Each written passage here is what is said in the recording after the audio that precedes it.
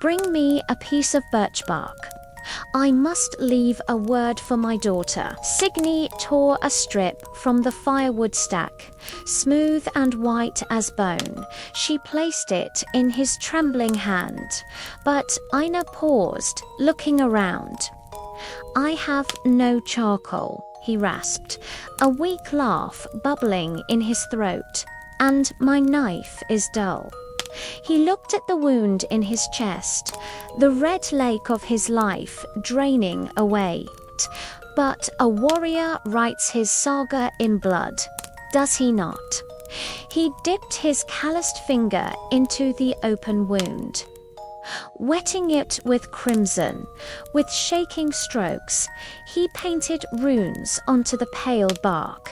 They were simple shapes, jagged and raw, carrying the weight of a final goodbye. When he finished, his hand fell to the floor, heavy as a stone. Give this to her when she wakes, and the grief has washed clean. Signy took the bark, staining her own fingers with his blood.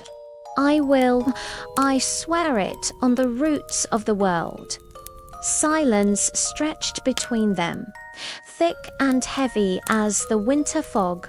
Einar looked at her, his eyes clearing for one final moment of clarity.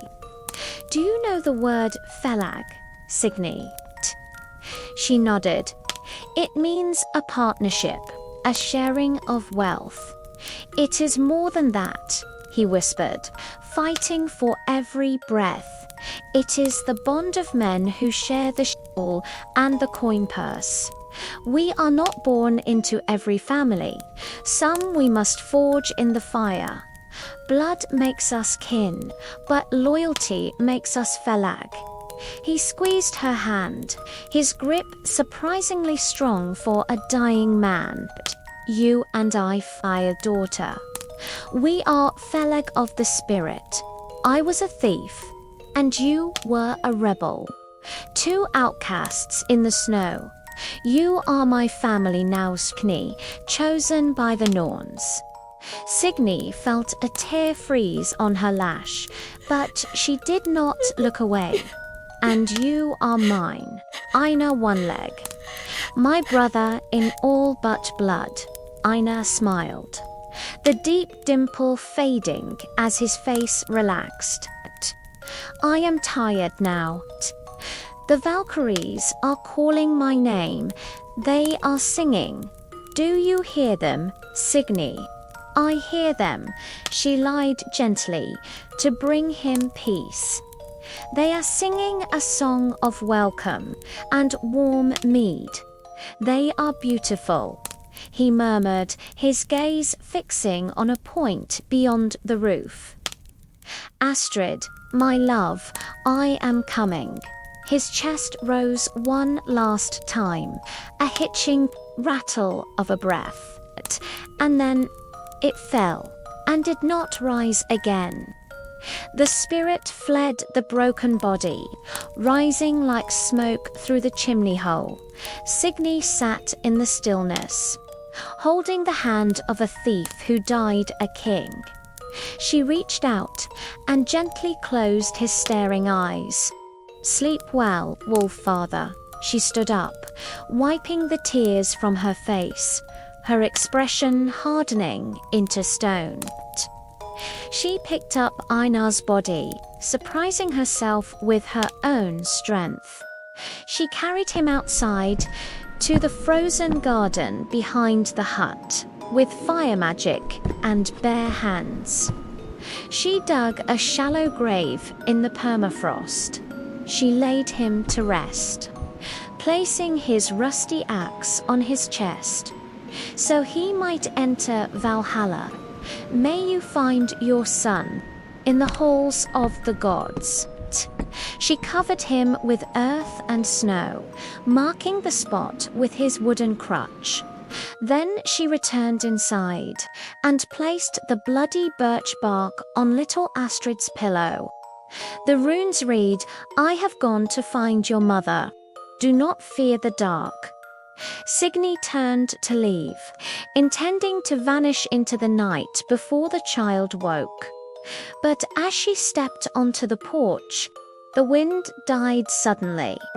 Standing in the yard, illuminated by the pale moonlight, was a figure. It was the last person Signy expected to see, standing amidst the snow. It was her mother, Hilda. She did not look like a mother. In that moment, she looked like a queen of the deep earth, wrapped in furs of silver fox. Her face was as cold as the glacier, and her eyes were hard stones. She stared at the fresh grave, the disturbed earth smoking in the cold air. "You bury him with honor," Hilda said, her voice devoid of warmth, as if he were a Yol and not a cripple who stole goats. Signy felt a heat rising in her chest, hotter than any fire she had ever summoned. "He was a king compared to you, mother." She stepped off the porch, her hands clenched into fists. "Why did you do it?" He swore an oath of silence. Hilda sighed, a puff of white mist escaping her lips.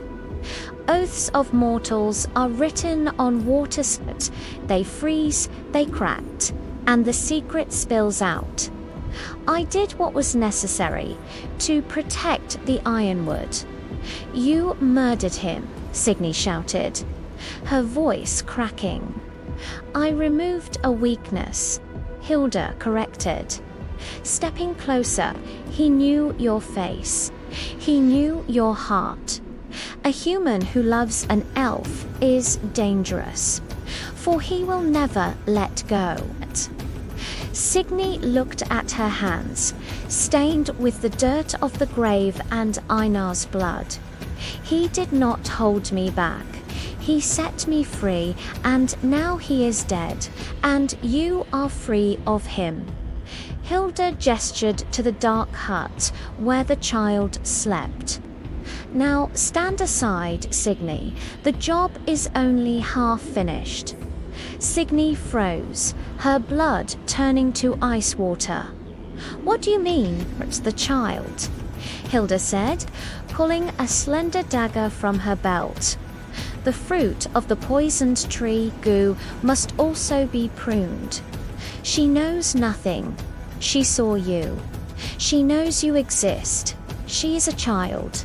She thinks I am a spirit of the woods. She will grow, she will speak, and the hunters will come." Hilda moved forward, her boots crunching on the frozen crust. "Move. Daughter, do not make me strike you." Signy did not move. She planted her feet in the snow. She drew a line in the ice with her heel. "If you want her, you must burn through me first." Hilda stopped, her expression twisting into a sneer of disbelief. "You would raise your hand against the woman who birthed you, for a human brat, a chaotic, short-lived creature." "She is my family now," Signy whispered, the truth settling in her bones. "Einar was my kin, and she is his legacy. You are sick," Hilda spat. "The human rot has infected your mind. I will cleanse it from you. By force, if I must." Hilda raised her hand, and the snow around them began to hiss. Steam rose from the ground as the Matriarch summoned the Magma from below. "Last chance." "Signy, step aside." "No."